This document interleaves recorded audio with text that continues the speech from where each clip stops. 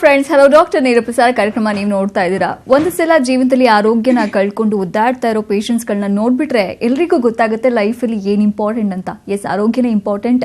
So ಅದನ್ನ ನೀವು ಕಳ್ಕೊಳ್ಬಾರ್ದು, alert ಆಗಿರ್ಬೇಕಂತ ಹೇಳಿದ್ರೆ ಹಲೋ ಡಾಕ್ಟರ್ ಅಲ್ಲಿ ಸಾಕಷ್ಟು ಇನ್ಫಾರ್ಮೇಶನ್ ಪ್ರತಿದಿನ ನೀವು ತಿಳ್ಕೊಳ್ತೀರಾ. ಇವತ್ತು ವೆರಿಕೋಸ್ ವೇನ್ಸ್ ಅಂದ್ರೆ ಉಬ್ಬಿದ ರಕ್ತನಾಳಗಳ ಬಗ್ಗೆ ಸಾಕಷ್ಟು ಡೀಟೇಲ್ಸ್ ತಿಳಿಸ್ಕೊಡಕ್ಕೆ ನಮ್ಮ ಜೊತೆ ನಮ್ಮ ಹೋಮಿಯೋಪತಿಯ ಫೇಮಸ್ ಡಾಕ್ಟರ್ ಸ್ವಪ್ನಾಲ್ ಇದ್ದಾರೆ. ಅವ್ರ ಜೊತೆ ಮಾತಾಡೋಣ.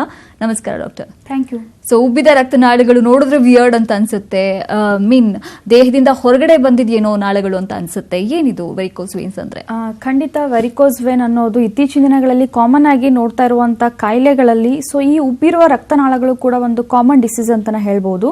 ಸೊ ಹಿಂದಿನ ದಿನಗಳಲ್ಲಿ ನಾವು ಇದನ್ನ ಏಜ್ ರಿಲೇಟೆಡ್ ಪರ್ಸನ್ಸ್ ಅಲ್ಲಿ ಆಗಿರ್ಬೋದು ಅಥವಾ ವಯಸ್ಕರಲ್ಲಿ ಅಂತ ಅಷ್ಟೇ ಅಲ್ಲ, ರೈತರಲ್ಲಿ ಮಾತ್ರ ಇದು ಕಾಣಿಸುವಂತ ಕಾಯಿಲೆ ಆದ್ರೆ ಇತ್ತೀಚಿನ ದಿನಗಳಲ್ಲಿ ನಾವು ಇದನ್ನ ಕಡಿಮೆ ಏಜ್ ಇಂದ ವಯಸ್ಕರಲ್ಲೂ ಕೂಡ ಅಥವಾ ಪುರುಷರಲ್ಲಿರ್ಬೋದು ಮಹಿಳೆಯರಲ್ಲಿರ್ಬೋದು ಸರಿ ಸಾಮಾನ್ಯವಾಗಿ ಕಾಣ್ತಾ ಇರುವಂತ ಸಮಸ್ಯೆ ಅಂದ್ರೆ ವೆರಿಕೋಸ್ ವೇನ್ ಅಥವಾ ಉಬ್ಬಿರುವ ರಕ್ತನಾಳಗಳ ಸಮಸ್ಯೆ ಅಂತ ನಾವು ಅದನ್ನ ಹೇಳ್ತಾ ಬರ್ತೀವಿ. ಸೊ ಈಗ ಎಷ್ಟೋ ಜನ ಪೇಷಂಟ್ಸ್ಗೆ ಕಾಲಲ್ಲಿ ಗಂಟಾಗಿರುತ್ತೆ, ಚೇಂಜಸ್ ಆಗಿರುತ್ತೆ, ಕಲರ್ ಚೇಂಜಸ್ ಆಗಿರುತ್ತೆ, ಅಥವಾ ಸ್ಪೈಡರ್ ಲೈಕ್ ವೇನ್ಸ್ ಅಂತ ಹೇಳ್ತೀವಿ. ಸಮ್ ಟೈಮ್ಸ್ ಗ್ರೀನಿಶ್ ಕಲರ್ ಇದ್ರೆ ಕೆಲವರಿಗೆ ಕೆಂಪು ಕಲರ್ ಅಲ್ಲಿ ಸೊ ಕಲರ್ ಚೇಂಜ್ ಆಗ್ತಾ ಇರುವಂತದ್ದು. ಬಟ್ ಆದ್ರೂ ಕೂಡ ಸ್ಟಾರ್ಟಿಂಗ್ ಸ್ಟೇಜ್ ಅಲ್ಲಿ ವೆರಿಕೋಸ್ ವೇನ್ ಇರೋರಿಗೆ ಪೇನ್ಲೆಸ್ ಇರುತ್ತೆ. ಸೊ ಪೇನ್ ಇಲ್ಲ ಅಂತಾನು ಕೂಡ ಎಷ್ಟೋ ಜನ ಅದನ್ನ ನೆಗ್ಲೆಕ್ಟ್ ಮಾಡ್ತಾರೆ, ಅಥವಾ ಇದು ವೆರಿಕೋಸ್ ವೇನ್ ಅಂತ ಹೇಳ್ತೀವಿ ಕಾಯಿಲೆಗ ಅಂತಾನು ಕೂಡ ಎಷ್ಟೋ ಜನಕ್ಕೆ ಖಂಡಿತ ಗೊತ್ತಿರೋದಿಲ್ಲ. ಸೊ ಮೇನ್ ಆಗಿ ವೆರಿಕೋಸ್ ವೇನ್ ಅಂದ್ರೆ ಏನು, ಉಬ್ಬಿರುವ ರಕ್ತನಾಳಗಳ ಅಂತ ನಾವು ಯಾವ ಒಂದು ಕಂಡೀಷನ್ ಅಲ್ಲಿ ಹೇಳ್ತೀವಿ ಅಂದ್ರೆ, ಮೊದಲನೇದಾಗಿ ಈಗ ನಾವು ನೋಡ್ತಾ ಬರ್ತೀವಿ ಪ್ರತಿಯೊಂದು ಮನುಷ್ಯನಿಗೆ ಬ್ಲಡ್ ಸರ್ಕ್ಯುಲೇಷನ್ ತುಂಬಾನೇ ಇಂಪಾರ್ಟೆಂಟ್ ಆಗುತ್ತೆ. ಸೊ ಹಾರ್ಟಿಗೆ ಕರೆಕ್ಟ್ ಆಗಿ ಬ್ಲಡ್ ಸಪ್ಲೈ ಆದಾಗ್ಲೇನೆ ಸೊ ಪ್ರತಿಯೊಂದು ಪಾರ್ಟ್ಸ್ ಅಲ್ಲೂ ಕೂಡ ಫಂಕ್ಷನ್ಸ್ ನಾರ್ಮಲ್ ಆಗಿರುತ್ತೆ ಅಂತಾನೆ ಹೇಳ್ಬಹುದು. ಸೊ ಈಗ ಹೃದಯದಿಂದ ಬ್ಲಡ್ ಸರ್ಕ್ಯುಲೇಷನ್ ಏನಿರುತ್ತೆ, ಸೊ ಅಪ್ವರ್ಡ್ ಇಂದ ಪ್ಯೂರ್ ಬ್ಲಡ್ ಅನ್ನೋದು ಮೇಲ್ಭಾಗದಿಂದ ಕೆಳಗಡೆ ಭಾಗಕ್ಕೆ ಸರ್ಕ್ಯುಲೇಟ್ ಆದ್ಮೇಲೆ ಸೊ ಮತ್ತೆ ಕೆಳಗಡೆಯಿಂದ ವೇನ್ಸ್ ನ ಮುಖಾಂತರ ಅಶುದ್ಧ ರಕ್ತ ಅನ್ನೋದು ಹೃದಯಕ್ಕೆ ಹೋಗ್ತಾ ಇರುವಂತದ್ದು. ಈ ಒಂದು ಕ್ರಿಯೆ ಪ್ರತಿಯೊಂದು ಮನುಷ್ಯನಲ್ಲಿ ಆಗ್ತಾ ಇರುವಂತದ್ದು.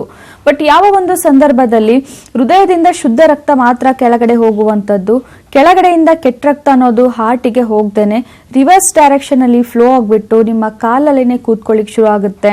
ಕಾಲಂದ್ರೆ ಎಸ್ಪೆಷಲಿ ತೊಡೆ ಭಾಗದಲ್ಲಿ ಮತ್ತೆ ಕಾಫ್ ಮಸಲ್ಸ್ ಅಂತ ಏನ್ ಹೇಳ್ತೀವಿ ಮೀನ್ ಖಂಡದ ಭಾಗದಲ್ಲಿ ಸೊ ರಕ್ತನಾಳಗಳ ಚಲನೆ ಕರೆಕ್ಟ್ ಆಗಿ ಆಗದೆ ಇದ್ದಾಗ ಸೊ ಪ್ರೊಲಾಂಗ್ ಡ್ಯೂರೇಷನ್ ತನಕ ಸೊ ಬ್ಲಡ್ ಅಲ್ಲಿನೇ ಕೂತ್ಕೊಂಡು ಕ್ಲಾಟ್ಸ್ ಆದ್ರೆ ಆ ಒಂದು ಕ್ಲಾಟ್ಸ್ಗೆ ಅಥವಾ ಗಂಟಿಗೆ ನಾವು ವೆರಿಕೋಸ್ ವೇನ್ ಅಥವಾ ರಕ್ತನಾಳಗಳ ಉಬ್ಬುವಿಕೆ ಅಂತ ನಾವು ಹೇಳ್ತಾ ಬರ್ತೀವಿ. ಓಕೆ, ಯಾವ ರೀತಿ ಸಿಂಪ್ಟಮ್ಸ್ ಗಳನ್ನ ನಾವು ಕಾಣಬಹುದು, ಐಡೆಂಟಿಫೈ ಮಾಡೋದು ಏನು ಎಕ್ಸಾಕ್ಟ್ ಆಗಿ?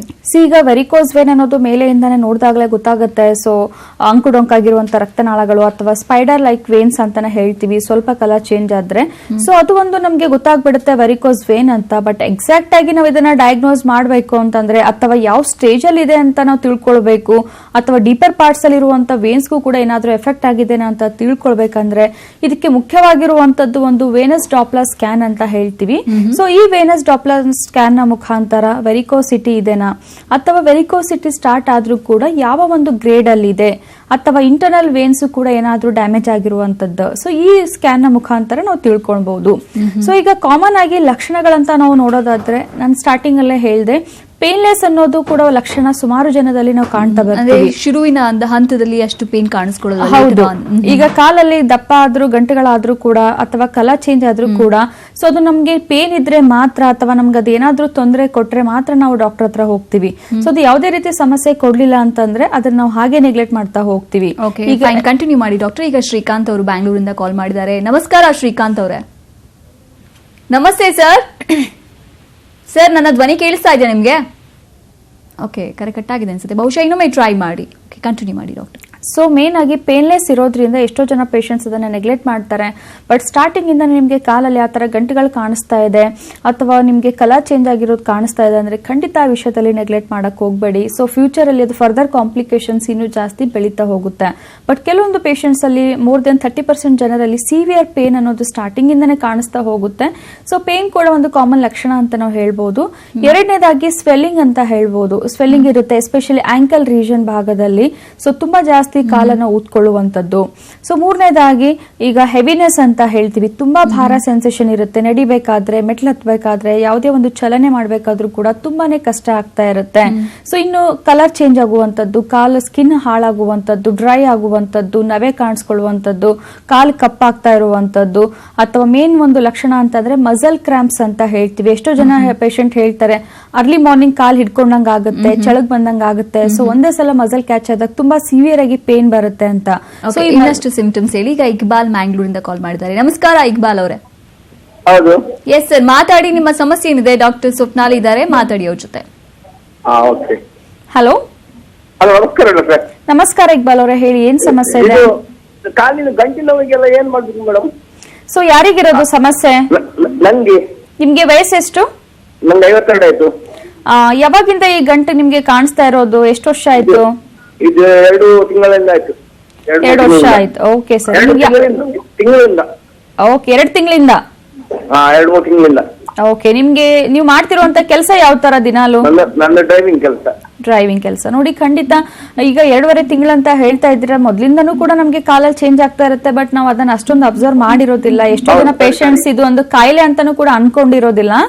ಸೊ ಈ ತರ ನಿಮ್ಗೆ ಇದ್ದಾಗ, ಇದನ್ನ ಸ್ಟಾರ್ಟಿಂಗ್ ಸ್ಟೇಜ್ ಅಲ್ಲಿ ಇದೆ ಅಂದಾಗ ನಾವು ಅದಕ್ಕೆ ವೆರಿಕೋಸ್ ವೇನ್ ಅಂತ ಹೇಳ್ತೀವಿ. ಸೊ ಅದ್ರ ಬಗ್ಗೆ ನಾವು ಇಲ್ಲಿ ಮಾಹಿತಿ ಅನ್ನೋದು ಕೊಡ್ತಾ ಇರುವಂತದ್ದು. ಇದು ದೀರ್ಘಕಾಲದಿಂದ ಕಾಡ್ತಾ ಇರುವಂತ ಸಮಸ್ಯೆ. ಸೊ ಒಂದ್ಸಲ ಬಂದ್ರೆ ಇದು ವಾಸಿ ಮಾಡೋದು ತುಂಬಾನೇ ಕಷ್ಟ. ಬಿಕಾಸ್ ಅಲ್ಲಿ ನಿಮ್ಮ ರಕ್ತನಾಳಗಳೇ ಹಾಳಾಗ್ತಾ ಇರುತ್ತೆ. ಸೊ ಹೃದಯಕ್ಕೆ ಬ್ಲಡ್ ಸರ್ಕ್ಯುಲೇಷನ್ ಕರೆಕ್ಟ್ ಆಗಿ ಆಗದೆ ಇರೋದ್ರಿಂದ ಇದರಿಂದ ನಿಮ್ಗೆ ಫ್ಯೂಚರ್ ಅಲ್ಲೂ ಕೂಡ ತೊಂದರೆಗಳನ್ನು ಆಗುವಂತ ಚಾನ್ಸಸ್ ಇರೋದ್ರಿಂದ ಅದನ್ನ ಇನಿಷಿಯಲ್ ಸ್ಟೇಜ್ ಅಲ್ಲಿ ಇದ್ದಾಗ್ಲೇನೆ ನೆಗ್ಲೆಕ್ಟ್ ಮಾಡಕ್ ಹೋಗ್ಬೇಡಿ. ಸೊ ಒಂದು ಸಲ ಡೈರೆಕ್ಟ್ ಆಗಿ ಬಂದು ಕನ್ಸಲ್ಟ್ ಮಾಡಿದ್ರೆ ಯಾವ ಒಂದು ಹಂತದಲ್ಲಿ ಇದೆ, ಎಷ್ಟು ತಿಂಗಳು ಟ್ರೀಟ್ಮೆಂಟ್ ಬೇಕಾಗುತ್ತೆ, ಇಲ್ಲಿ ಯಾವುದೇ ರೀತಿ ನಿಮ್ಗೆ ಆಪರೇಷನ್ ಅನ್ನೋದಾಗ್ಲಿ ಅಥವಾ ಸಪ್ಲಿಮೆಂಟರೀಸ್ ಅನ್ನೋದಾಗ್ಲಿ, ಕೆಮಿಕಲ್ ಸಬ್ಸ್ಟೆನ್ಸ್ ಅನ್ನೋದ ಮಾತ್ರೆಗಳಾಗ್ಲಿ ಸೊ ಖಂಡಿತ ಇಲ್ಲಿ ಇರೋದಿಲ್ಲ. ಸೊ ನೈಸರ್ಗಿಕವಾಗಿರುವಂತ ಮೆಡಿಸಿನ್ಸ್ ನ ಮುಖಾಂತರ ನಿಮ್ಮ ವೆರಿಕೋಸ್ ವೇನ್ ಪ್ರಾಬ್ಲಮ್ಗೆ ಸೊಲ್ಯೂಷನ್ ಕೊಡೋದಕ್ಕೆ ಹೆಲ್ಪ್ ಮಾಡಬಹುದು.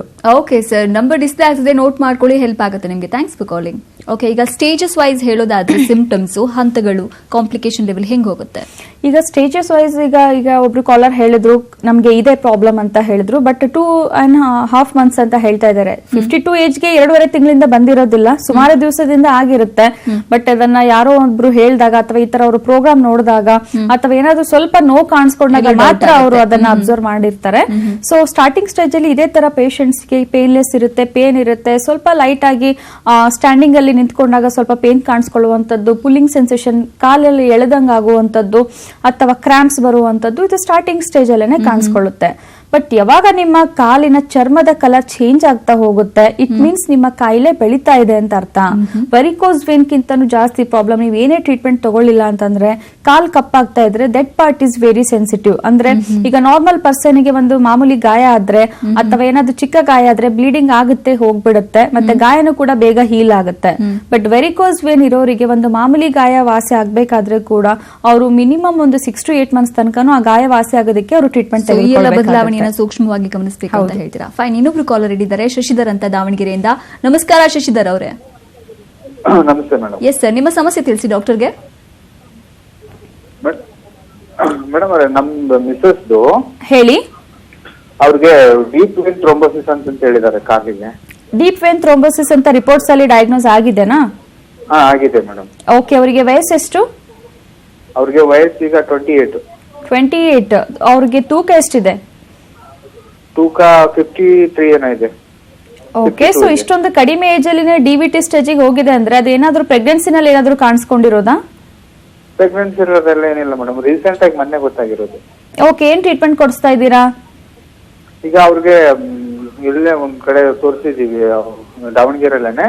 ಓಕೆ, ಅವರು ಸ್ಕ್ಯಾನ್ ಅದು ಮಾಡಿ ಎವ್ರಿ ಮಂತ್ ಇದು ಟೆಸ್ಟ್ PT INR ಟೆಸ್ಟ್ ಮಾಡಿಸ್ತಾರೆ. ಓಕೆ, ಅದು ಮಾಡಿ ಮತ್ತೆ ಅವರು ಟ್ಯಾಬ್ಲೆಟ್ ಎಲ್ಲ ತಗೊಂತಾ ಇದ್ದೀವಿ. ಓಕೆ, ಜಾಸ್ತಿ ಮಾಡೋದು ಕಡಿಮೆ ಮಾಡೋದು ಮಾಡ್ತಾ ಇದ್ದಾರೆ. Okay. ಮತ್ತೆ ಒಂದ್ ಸಾಕ್ಸ್ ಕೊಟ್ಟಿದ್ದಾರೆ, ಸಾಕ್ಸ್ ಹಾಕೊಂಡಿದ್ದಾರೆ ಅವರು. ಡಿವಿಟಿ ಬಗ್ಗೆ ಸೊ ಡಾಕ್ಟರ್ ನಿಮ್ಗೆ ಎಕ್ಸ್ಪ್ಲೇನ್ ಮಾಡಿದಾರಾ ಡೀಪ್ ವೇನ್ ಥ್ರೋಂಬಸ್ ಅಂದ್ರೆ ಏನು ಅಂತ? ಇಲ್ಲ ಮ್ಯಾಮ್ ಮಾಡಿದ್ದಾರೆ, ಬಟ್ ಅದಕ್ಕೆ ಅದು ಏನು ಕಡಿಮೆ ಆಗುತ್ತಾ ಇಲ್ಲ ಅನ್ನೋದು ನಮ್ಗೆ ಗೊತ್ತಾಗ್ತಾ ಇಲ್ಲ. ಅದಕ್ಕೆ ಖಂಡಿತ ನೋಡಿ, ಈಗ ನಾನು ಟಿವಿನಲ್ಲಿ ನಾನು ಇವಾಗ ಹೇಳ್ತಾ ಇರೋದು ಏನು ಅಂತಂದ್ರೆ ವೆರಿಕೋಸ್ ವೇನ್ ಫಸ್ಟ್ ಸ್ಟೇಜ್ ಅಂತ ನಾವು ಹೇಳಿದ್ವಿ. ಸೊ ಅದು ಅಂದ್ರೆ ಮೇಲ್ಭಾಗದಲ್ಲಿರುವಂತ ರಕ್ತನಾಳಗಳಿಗೆ ಮಾತ್ರ ಎಫೆಕ್ಟ್ ಆದ್ರೆ ಅದಕ್ಕೆ ವೆರಿಕೋಸ್ ವೇನ್ ಅಂತ ಹೇಳ್ತೀವಿ. ಬಟ್ ಡೀಪರ್ ಪಾರ್ಟ್ಸ್ ಅಲ್ಲಿರುವಂತ ವೇನ್ಸ್ಗೂ ಕೂಡ ಎಫೆಕ್ಟ್ ಆದ್ರೆ, ಡೀಪರ್ ಪಾರ್ಟ್ಸ್ ಅಲ್ಲಿರುವಂತ ನಿಮ್ಮ ವೇನ್ ಡ್ಯಾಮೇಜ್ ಆದ್ರೆ ಅಲ್ಲಿ ಕ್ಲಾಟ್ಸ್ ಫಾರ್ಮೇಶನ್ ಜಾಸ್ತಿ ಆಗುತ್ತೆ. ಸೊ ಒಳಗಡೆ ಪಾರ್ಟ್ ಅಲ್ಲಿ ಡ್ಯಾಮೇಜ್ ಆದ್ರೆ ಅದಕ್ಕೆ ಡೀಪ್ ವೇನ್ ಥ್ರೋಂಬೋಸಿಸ್ ಅಂತ ಹೇಳ್ತೀವಿ. ಇವಾಗ ನಿಮ್ಗೆ ವೈಫ್ಗೆ ಡಯಾಗ್ನೋಸ್ ಆಗಿರುವಂತದ್ದು. So DVT it is very complicated, ಅದು ವಾಸಿ ಮಾಡೋದು ತುಂಬಾನೇ ಕಷ್ಟ. ಬಟ್ ಹೋಮಿಯೋಪತಿಯಿಂದ ಸುಮಾರು ಜನ ಅದರ ಬೆನಿಫಿಟ್ಸ್ ತಗೊಂಡಿದ್ದಾರೆ. ಅಂಡ್ ಈವನ್ ಡಿವಿಟಿ ಇರೋ ಪೇಷಂಟ್ ಜಾಸ್ತಿ ನಡೆಯಕ್ಕಾಗಲ್ಲ, ಜಾಸ್ತಿ ಎಕ್ಸರ್ಸೈಸಸ್ ಮಾಡೋದಕ್ಕಾಗೋದಿಲ್ಲ. ಅಂಡ್ ಅವರಿಗೆ ಏಜ್ ಕೂಡ 28 ಅಂತ ಹೇಳ್ತಾ ಇದ್ದೀರಾ. ಡಿವಿಟಿ ಇರೋ ಪೇಷಂಟ್ಸ್ಗೆ ಸರ್ಜರಿ ಕೂಡ ಮಾಡಿಸ್ಕೊಳ್ಳೋದಕ್ಕಾಗೋದಿಲ್ಲ. ಸೊ ಹೀಗಾಗಿ ನೀವು ನೈಸರ್ಗಿಕವಾಗಿರುವಂತಹ ಮೆಡಿಸಿನ್ಸ್ ಗಳನ್ನ ಅವರಿಗೆ ಕೊಡಿಸಿದ್ರೆ ಸೊ ಇದ್ದಿರೋ ಪ್ರಾಬ್ಲಮ್ ಕಡಿಮೆ ಮಾಡೋದಷ್ಟೇ ಅಲ್ಲ, ಫರ್ದರ್ ಫ್ಯೂಚರ್ ಅಲ್ಲಿ ಬರುವಂತ ಕಾಂಪ್ಲಿಕೇಶನ್ಸ್ ಅನ್ನ ಅವಾಯ್ಡ್ ಮಾಡ್ಕೊಳ್ಳೋದಕ್ಕೂ ಕೂಡ ಖಂಡಿತ ಹೆಲ್ಪ್ ಮಾಡಬಹುದು. ಓಕೆ ಸರ್, ಕೊಟ್ಟಂತ ಸಜೆಷನ್ಸ್ ನ ಫಾಲೋ ಮಾಡಿ. Thanks for calling. Next collar Somesh ಅವ್ರು ಮಾಡಿದ್ದಾರೆ. ನಮಸ್ಕಾರ ಸೋಮೇಶ್ ಅವರೇ. Hello madam. ಎಸ್ ಸೋಮೇಶ್ ಅವರೇ, ಮಾತಾಡಿ, ನಿಮ್ಮ ಸಮಸ್ಯೆ ಏನಿದೆ ತಿಳಿಸಿ ಡಾಕ್ಟರ್ಗೆ. ಮೇಡಮ್ ನಮಸ್ಕಾರ, ನನ್ನ ಹೆಸರು ಸೋಮೇಶ್ ಅಂತ.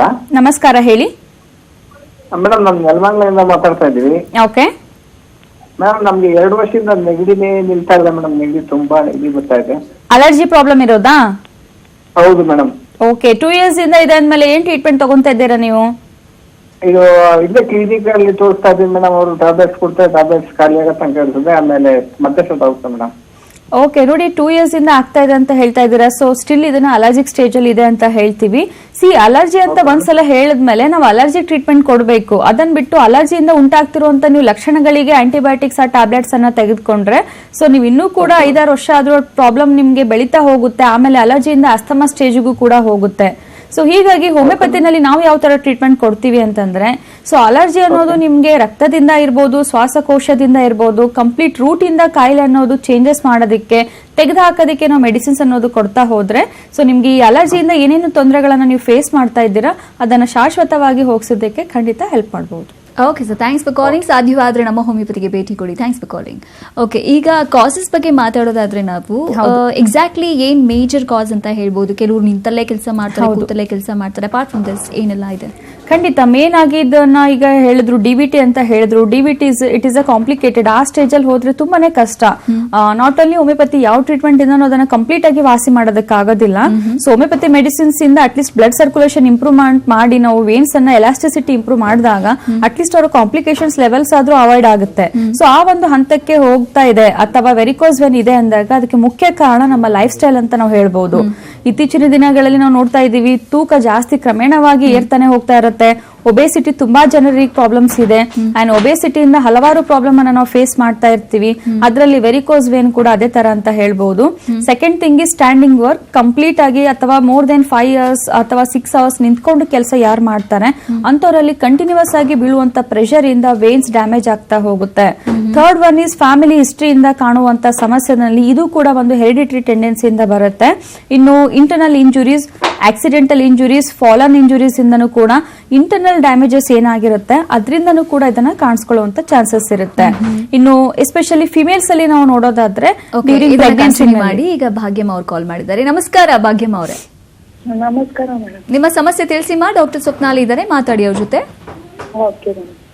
ಹಲೋ ಹಲೋ, ಹೇಳಿ ಅಮ್ಮ ಭಾಗ್ಯಮ್ಮ, ಏನ್ ಡೌಟ್ಸ್ ಇದೆ? ನಮಸ್ಕಾರ ಮೇಡಮ್. ನಮಸ್ಕಾರಮ್ಮ, ಹೇಳಿ ಸಮಸ್ಯೆ ಹೇಳಿ ಮಾ. 48 ವರ್ಷ ಇವಾಗ. ಓಕೆ, 48. ಹೌದು. ಓಕೆ, ಮತ್ತೆ ನನ್ನ ಕಾಲಲ್ಲಿ ಒಂದು ಈ ನರ ಉಬ್ಬಿದಂಗಾಗಿದೆ ಮೇಡಮ್. ಓಕೆ, ಏನ್ ಟ್ರೀಟ್ಮೆಂಟ್ ತಗೊಂತಾ ಇದ್ದೀರಮ್ಮ? ಅದು ಎಷ್ಟು ದಿವಸದಿಂದ ಇದೆ ನಿಮ್ಗೆ? ನಮ್ಗೆ ಅಲೆ 6-7 ವರ್ಷದಿಂದ ಇದೆ. ಓಕೆ, ಅದು ಸ್ವಲ್ಪ ಇದೆ. ಓಕೆ, ಮತ್ತೆ ಈ ತೊಡೆ ಭಾಗದಲ್ಲಿ ಸ್ವಲ್ಪ ಬ್ಲಾಕ್ ಆಗಿ ಬ್ಲಡ್ ಕ್ಲಾಟ್ ಆಗಿದೆ. ಓಕೆ ಅಮ್ಮ, ಏನ್ ಟ್ರೀಟ್ಮೆಂಟ್ ತಗೊಂತಿದ್ದೀರಾ? ನಾವು ಇದ್ರಲ್ಲಿ ಜಯದೇವರಲ್ಲಿ ಟ್ರೀಟ್ಮೆಂಟ್ ತಗೊಂಡಿದ್ವಿ. ಸರಿ, ಅವರು ಏನ್ ಟ್ರೀಟ್ಮೆಂಟ್ ಏನ್ ಬೇಡ ಅಂತ ಇದು ಕಾಲ್ಗೆ ಸಾಕ್ಸ್ ಕೊಟ್ಟಿದ್ರು. ಓಕೆ, ಅದು ಸ್ವಲ್ಪ ದಿವಸ ಆಗ್ತು, ಮತ್ತೆ ಬಿಟ್ಬಿಟ್ಟೆ ಅದನ್ನ. ಓಕೆ, ಅದು ಸ್ವಲ್ಪ ದೂರ ನಡೆದ್ರೆ ನೋವಾಗುತ್ತೆ ಮೇಡಮ್. ಓಕೆ ಅಮ್ಮ, ನೋಡಿ ಈಗ ನಿಮ್ಗೆ 2 ಇಯರ್ಸ್ ಫ್ಯೂ ಇಯರ್ಸ್ ಇಂದ ಪ್ರಾಬ್ಲಮ್ ಇದೆ ಅಂತ ಹೇಳ್ತಾ ಇದ್ದೀರಾ. ನೀವು ಮೆಡಿಸಿನ್ಸ್ ಏನ್ ತೆಗೆದುಕೊಳ್ತಾ ಇದ್ದೀರಾ ಅದು ಸೂಪರ್ಫಿಷಿಯಲಿ ನಿಮ್ಗೆ ಪೇನಿಗೆ ಮಾತ್ರ ಹೆಲ್ಪ್ ಆಗುತ್ತೆ ಅಮ್ಮ. ಬಟ್ ಇಲ್ಲಿ ವೆರಿಕೋಸಿಟಿ ಆಗಿದೆ ಅಂದ್ಮೇಲೆ ನಿಮ್ಮ ರಕ್ತನಾಳಗಳು ತುಂಬಾ ಲೂಸ್ ಇರುತ್ತೆ, ಅದರ ಎಲಾಸ್ಟಿಸಿಟಿ ತುಂಬಾ ಲೂಸ್ ಇರೋದ್ರಿಂದ ಅಲ್ಲಿ ಬ್ಲಡ್ ಸಪ್ಲೈ ಕರೆಕ್ಟ್ ಆಗಿ ಆಗ್ತಾ ಇರೋದಿಲ್ಲ. ಅದನ್ನ ಸರಿಪಡಿಸದೇನೆ ಬರೀ ಮೇಲ್ಗಡೆಯಿಂದ ನಾನು ಔಷಧಿ ತಗೊಂತೀನಿ ಅಂದ್ರೆ ಸೊ ಒಳಗಡೆ ಪ್ರಾಬ್ಲಮ್ ಇನ್ನೂ ಜಾಸ್ತಿ ಬೆಳಿತಾನೆ ಹೋಗುತ್ತೆ. ಸೊ ಸ್ಟಾಕಿನ್ಸ್ ನೀವು ಏನ್ ಯೂಸ್ ಮಾಡ್ತಾ ಇದ್ದೀರಾ ಅದರಿಂದ ನಿಮ್ಗೆ ತುಂಬಾ ಲಾಭನೂ ಇಲ್ಲ, ತುಂಬಾ ನಷ್ಟನೂ ಇಲ್ಲ ಅಂತ ಹೇಳ್ಬಹುದು. ಅದು ನಿಮ್ಗೆ ಫಿಸಿಕಲ್ ಸಪೋರ್ಟ್ ಸಿಸ್ಟಮ್ ತರ ನಿಮ್ಗೆ ಜಸ್ಟ್ ನಿಂತ್ಕೊಂಡು ಕೆಲಸ ಮಾಡ್ತಾ ಇರಬೇಕಾದಾಗ ಸ್ವಲ್ಪ ಸ್ಟೇಬಲ್ ಆಗಿರೋದಕ್ಕೆ ಹೆಲ್ಪ್ ಮಾಡುತ್ತೆ. ಬಟ್ ಇಲ್ಲಿ ಮುಖ್ಯವಾಗಿ ನಿಮ್ಗೆ ಟ್ರೀಟ್ಮೆಂಟ್ ಬೇಕಾಗಿರುವಂತದ್ದು ಹಾಳಾಗ್ತಾ ಇರುವಂತ ಅಥವಾ ಡ್ಯಾಮೇಜ್ ಆಗ್ತಾ ಇರುವಂತ ರಕ್ತನಾಳಗಳನ್ನ ಸರಿಪಡಿಸೋದಕ್ಕೆ. ಆಮೇಲೆ ಆ ಭಾಗದಿಂದ ಬ್ಲಡ್ ಅನ್ನೋದು ಕರೆಕ್ಟ್ ಆಗಿ ಮತ್ತೆ ಟುವರ್ಡ್ಸ್ ಹಾರ್ಟಿಗೆ ಕೆಟ್ಟ ರಕ್ತ ಕರೆಕ್ಟ್ ಆಗಿ ಸರ್ಕ್ಯುಲೇಟ್ ಆಗುವಂತದ್ದು. ಸೊ ಈ ತರ ನೀವು ನ್ಯಾಚುರಲ್ ಆಗಿರುವಂತ ಹೋಮಿಯೋಪತಿ ಮೆಡಿಸಿನ್ಸ್ ಅನ್ನ ಕರೆಕ್ಟ್ ಆಗಿ ಫಾಲೋ ಅಪ್ ಮಾಡಿ. ಸ್ವಲ್ಪ ನಾವು ಲೆಗ್ ಎಲಿವೇಶನ್ ಎಕ್ಸರ್ಸೈಸಸ್ ಎಲ್ಲ ನಿಮ್ಗೆ ಸಜೆಸ್ಟ್ ಮಾಡ್ತೀವಿ. ಸೊ ಲೈಫ್ ಸ್ಟೈಲ್ ಹೇಗೆ ಚೇಂಜಸ್ ಮಾಡ್ಕೊಬೇಕು, ಯಾವ ತರ ಎಕ್ಸರ್ಸೈಸಸ್ ಥೆರಪಿ ಇರುತ್ತೆ ಅದನ್ನೆಲ್ಲ ನೀವು ಕೂಡ ಕರೆಕ್ಟ್ ಆಗಿ ಫಾಲೋ ಅಪ್ ಮಾಡಿದ್ರೆ ಅಮ್ಮ ಸೊ ಶಾಶ್ವತ ಪರಿಹಾರ ಕೊಡೋದಕ್ಕೆ ಹೆಲ್ಪ್ ಮಾಡಬಹುದು. ಓಕೆ ಅಮ್ಮ, ಥ್ಯಾಂಕ್ಸ್ ಫಾರ್ ಕಾಲಿಂಗ್. ಇನ್ನಷ್ಟು ಡೀಟೇಲ್ ಆಗಿ ತಿಳಿಸ್ಕೊಡ್ತೀವಿ. ವೆರಿಕೋಸ್ ವೇನ್ಸ್ಗೆ ಟ್ರೀಟ್ಮೆಂಟ್ ಯಾವ ತರ, ವೆರಿಕೋಸ್ ವೇನ್ಸ್ ಬಗ್ಗೆ ಸಾಕಷ್ಟು ಇನ್ಫಾರ್ಮೇಶನ್ ತಿಳಿಸ್ಕೊಡ್ತಾ ಇದ್ರು ಡಾಕ್ಟರ್ ಸ್ವಪ್ನಾಲಿ ನಮ್ಮ ಹೋಮಿಯೋಪತಿಯಿಂದ. ಇನ್ನಷ್ಟು ಮಾಹಿತಿ ಕೇಳೋಣ. ಓಕೆ, ಕಾಸಸ್ ಬಗ್ಗೆ ಮಾತಾಡ್ತಾ ಇದ್ವಿ, ಮಹಿಳೆಯರ ವಿಚಾರಕ್ಕೆ ಬಂದ್ರೆ ಅಂತ ಹೇಳಿದ್ರಿ, ಹೇಗೆ? ಫಿಮೇಲ್ಸ್ ಅಲ್ಲಿ ನಾವು ಇದನ್ನ ಜಾಸ್ತಿ ನೋಡುವಂತದ್ದು ಅಂದ್ರೆ ಈಗ ಕಿಚನ್ ಅಲ್ಲಿ ಜಾಸ್ತಿ ನಿಂತ್ಕೊಂಡು ಕೆಲಸ ಮಾಡೋರಲ್ಲಿ. ಸೊ ಅಪಾರ್ಟ್ ಫ್ರಮ್ ದಟ್ ಇನ್ನು ಕಾಮನ್ ಕಾಸಸ್ ನಾವು ನೋಡೋದಾದ್ರೆ ಎಸ್ಪೆಷಲಿ ಡ್ಯೂರಿಂಗ್ ಪ್ರೆಗ್ನೆನ್ಸಿ ಟೈಮ್ ಅಲ್ಲಿ ಮತ್ತೆ ಮೆನೋಪಾಸ್ ಅಂದ್ರೆ ಮುಟ್ಟು ನಿಲ್ಲೋ ಸ್ಟೇಜ್ ಅಲ್ಲಿ ನಾವು ಇದನ್ನ ಜಾಸ್ತಿ ಕಾಣುವಂತದ್ದು.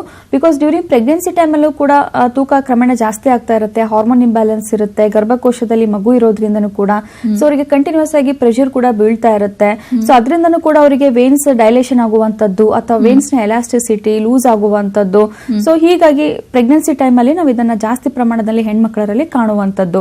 ಬಟ್ ಅದನ್ನ ಮೇಲ್ಸ್ ಗೆ ಕಂಪೇರ್ ಮಾಡಿ ನೋಡೋದಾದ್ರೆ ಯಾರು ಜಾಸ್ತಿ ಕ್ರಮೇಣವಾಗಿ ನಿಂತ್ಕೊಂಡು ಕೆಲಸ ಮಾಡ್ತಾ ಇರ್ತಾರೆ, ಎಸ್ಪೆಷಲಿ ಇವಾಗ ಟ್ರಾಫಿಕ್ ಸಿಗ್ನಲ್ಸ್ ಅಲ್ಲಿ ಸುಮಾರು ಮಾರ್ನಿಂಗ್ ಇಂದ ಈವ್ನಿಂಗ್ ವರೆಗೂ ಅವ್ರು ನಿಂತ್ಕೊಂಡು ಕೆಲಸ ಮಾಡ್ತಾರೆ. ಫ್ಯಾಕ್ಟರೀಸ್ ಅಲ್ಲಿ ಗಾರ್ಮೆಂಟ್ಸ್ ಅಲ್ಲಿ ಅವರ ಕಂಟಿನ್ಯೂಸ್ ಆಗಿ ಕೆಲಸ ಅವರು ನಿಂತ್ಕೊಂಡೇ ಮಾಡೋದಿರುತ್ತೆ. ಮಿನಿಮಮ್ 6 ಅವರ್ಸ್ ಹತ್ರ ಅವ್ರು ನಿಂತ್ಕೊಂಡೇ ಕೆಲಸ ಮಾಡ್ತಾ ಇರ್ತಾರೆ. ಇಂಥವ್ರಿಗೆ ಸೊಲ್ಯೂಷನ್ ಏನು ಅಂತ ಹೇಳಿ ಡಾಕ್ಟರ್ ಈಗ ಶಿವಾಜಿ ಅವರು ವೇಟ್ ಮಾಡ್ತಿದ್ದಾರೆ. ನಮಸ್ಕಾರ ಶಿವಾಜಿ ಅವರೇ. ನಮಸ್ತೆ ಮೇಡಮ್. ಎಸ್, ಮಾತಾಡಿ ಡಾಕ್ಟರ್ ಜೊತೆ. ಮೇಡಮ್, ನಮಗೆ ಕಾಲಲ್ಲಿ ನೀವು ತೋರಿಸಿದ್ರ ಸ್ಕ್ರೀನ್ ಅಲ್ಲಿ ಹೌದು, ಆ ತರನೇ ಬ್ಲಾಕ್ ಇದೆ ಕೆಳಗಡೆ,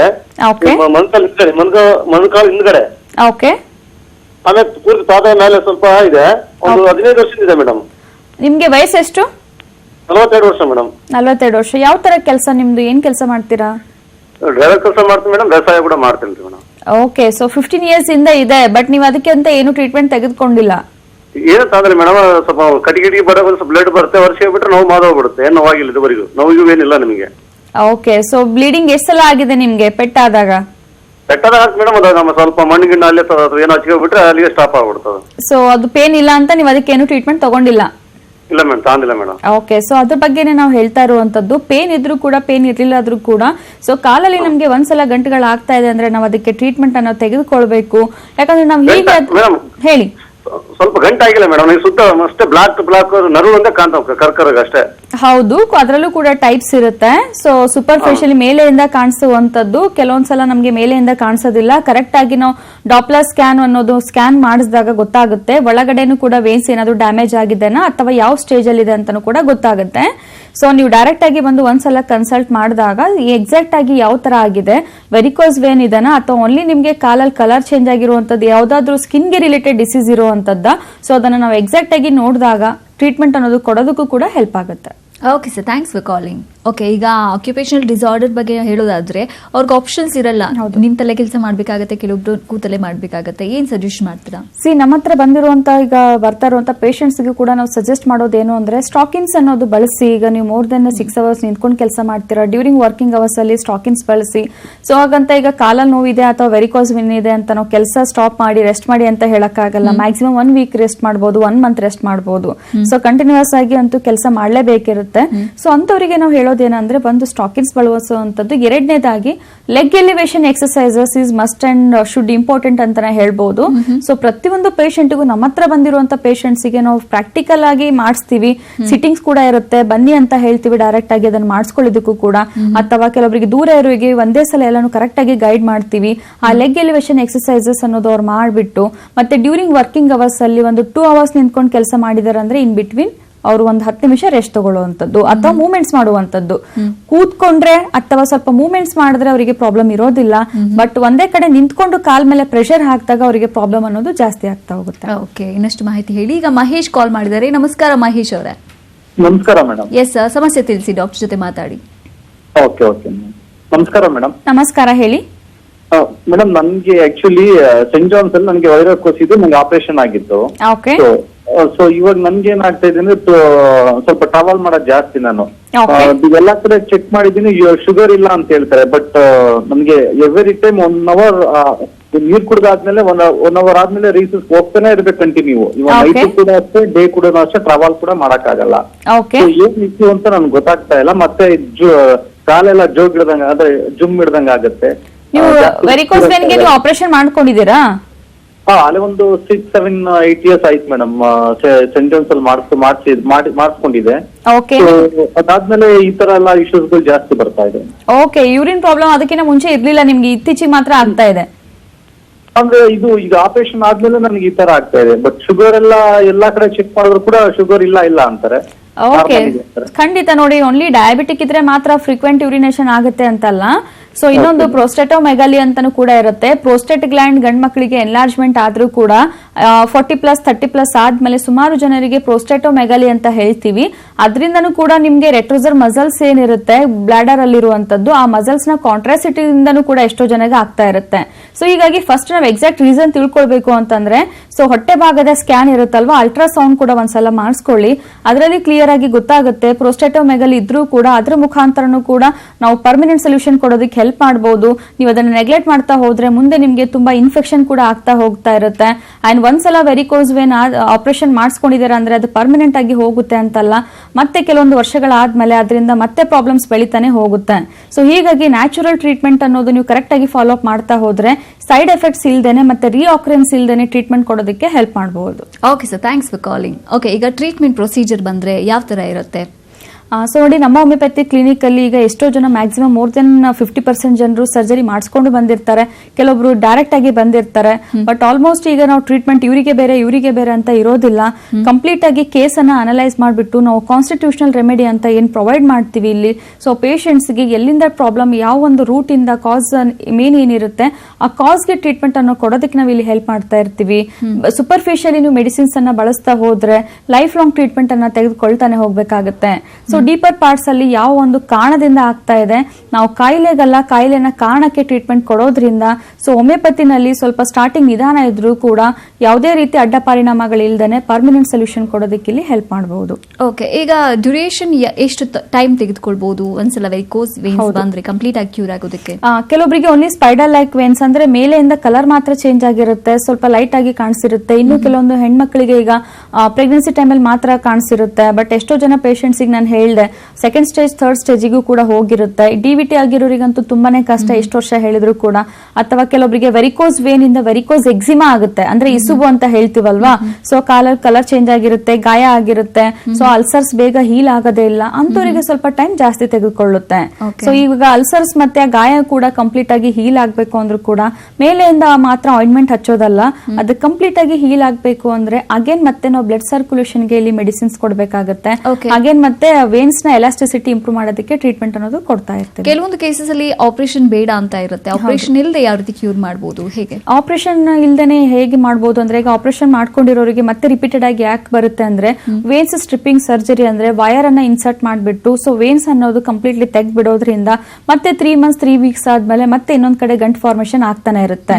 ಸೊ ಹೀಗಾಗಿ ನಾವು ಗಂಟುಗಳನ್ನ ತೆಗೆದು ವೇನ್ಸ್ ಅನ್ನ ತೆಗೆಯೋದ್ರಿಂದ ಅಲ್ಲ, ಆ ವೇನ್ಸ್ ನ ಫಂಕ್ಷನ್ಸ್ ಏನ್ ಲಾಸ್ ಆಗ್ತಾ ಇದೆ ಆ ಫಂಕ್ಷನ್ಸ್ ಅನ್ನ ಇಂಪ್ರೂವ್ ಮಾಡ್ಬಿಟ್ಟು ಅಲ್ಲಿಂದ ಬ್ಲಡ್ ಅನ್ನೋದು ಕರೆಕ್ಟ್ ಆಗಿ ಸರ್ಕ್ಯುಲೇಟ್ ಆಗೋದಕ್ಕೆ ಮೆಡಿಸಿನ್ಸ್ ಅನ್ನ ಕೊಟ್ರೆ ಸರ್ಜರಿ ಇಲ್ದೇನೆ ನಾವಿಲ್ಲಿ ಒಂದು ಕಂಪ್ಲೀಟ್ ಸೊಲ್ಯೂಷನ್ ಕೊಡೋದಕ್ಕೆ ಹೆಲ್ಪ್ ಮಾಡಬಹುದು. ಓಕೆ, ಈಗ ಟ್ರೀಟ್ಮೆಂಟ್ ಜೊತೆಗೆ ಒಂದಿಷ್ಟು ಫಾಲೋ ಮಾಡಬೇಕು ಇನ್ಸ್ಟ್ರಕ್ಷನ್ಸ್, ಏನೆಲ್ಲ ಹೇಳ್ತೀರಾ? ಖಂಡಿತ. ಈಗ ಯಾವುದೇ ಒಂದು ಡಿಸೀಸ್ ಇದ್ರೆ ಕೂಡ ಡಾಕ್ಟರ್ಸ್ ಕಡೆಯಿಂದ 90% ಇದ್ರೆ 10% ಪೇಷಂಟ್ಸ್ ಕೂಡ ಹೇಳ್ದಂಗೆ ಕರೆಕ್ಟ್ ಆಗಿ ಫಾಲೋ ಅಪ್ ಮಾಡಲೇಬೇಕಾಗುತ್ತೆ. ಸೊ ಈಗ ಮೇನ್ ಇಂಪಾರ್ಟೆಂಟ್ ವೆರಿಕೋಸ್ ವೇನ್ ಇರೋರಿಗೆ ಲೆಗ್ ಎಲಿವೇಶನ್ ಎಕ್ಸರ್ಸೈಸಸ್ ಅಂತ ಬರುತ್ತೆ. ಅಂದ್ರೆ ಕಾಲನ್ನ ಹೈಟ್ ಗೆ ಮಾಡುವಂತ ಎಕ್ಸರ್ಸೈಸಸ್ ಇರುತ್ತೆ.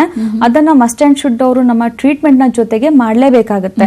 ಸೊ ಅದನ್ನ ಅವರು ಕರೆಕ್ಟ್ ಆಗಿ ಫಾಲೋ ಅಪ್ ಮಾಡೋದ್ರ ಜೊತೆಗೆ ಈಗ ಇನ್ನೊಂದು ಅವರಿಗೆ ಫಾಲೋ ಅಪ್ ಮಾಡುವಂತದ್ದು ಡೈಲಿ ರೂಟೀನ್ ಅಲ್ಲಿ ಅಂದ್ರೆ ಕಾಲ್ ಮೇಲೆ ಹಾಟ್ ವಾಟರ್ ಅನ್ನೋದು ಅವರು ಹಾಕೊಂಬಾರ್ದು. ಯಾಕಂತಂದ್ರೆ ತುಂಬಾ ಹಾಟ್ ವಾಟರ್ ಅಪ್ಲೈ ಮಾಡಿದಷ್ಟು ಎಲಾಸ್ಟಿಸಿಟಿ ಇನ್ನೂ ಡ್ಯಾಮೇಜ್ ಆಗ್ತಾ ಹೋಗುತ್ತೆ. ಅಂಡ್ ಮೇನ್ ಆಗಿ ಬಟ್ಟೆಯನ್ನ ಏನು ಯೂಸ್ ಮಾಡ್ತೀವಿ ಅದು ತುಂಬಾ ಟೈಟ್ ಆಗಿರುವಂತದ್ದು ಅವಾಯ್ಡ್ ಮಾಡ್ತಾ ಹೋಗ್ಬೇಕಾಗತ್ತೆ. ಸ್ವಲ್ಪ ಅಲ್ಸರ್ಸ್ ಫಾರ್ಮೇಶನ್ ಆಗಿರೋರಿಗೆ, ಕಲರ್ ಎಕ್ಸಿಮಾ ಆಗಿರೋರಿಗೆ ಆಲ್ಮೋಸ್ಟ್ ನಾನ್ ವೆಜ್ ಪದಾರ್ಥ ಮತ್ತೆ ಸ್ವಲ್ಪ ಆಲೂಗಡ್ಡೆ ಈ ತರ ನಂಜಿನ ಪದಾರ್ಥಗಳನ್ನ ಅವಾಯ್ಡ್ ಮಾಡೋದಕ್ಕೆ ಕೊಟ್ಟಿದ್ದೀರಾ. Thank you so much doctor ನಿಮ್ಮೆಲ್ಲ information. Thank you. So varicose veins ಈ ಸಮಸ್ಯೆ ನಿಮ್ಮನ್ನ ಬಾಧಿಸಬಾರದು ಅಂತ ಹೇಳಿದ್ರೆ ಇನ್ ಟೈಮ್ ಟ್ರೀಟ್ಮೆಂಟ್ ತೆಗೆದುಕೊಳ್ಳಿ, ನಮ್ಮ ಹೋಮಿಯೋಪತಿಗೆ ಭೇಟಿ ಕೊಡಿ, ಬೆಸ್ಟ್ ಸೊಲ್ಯೂಷನ್ ನಿಮಗೆ ಸಿಗುತ್ತೆ ಅಂತ ಹೇಳ್ತಾ ಇವತ್ತಿನ ಸ್ಪೆಷಲ್ ನೋಡ್ತಾ ಇರಿ ನ್ಯೂಸ್ 18 ಕನ್ನಡ. ಜಾಲ ನಮ್ಮದು, ಬಲ ನಿಮ್ಮದು.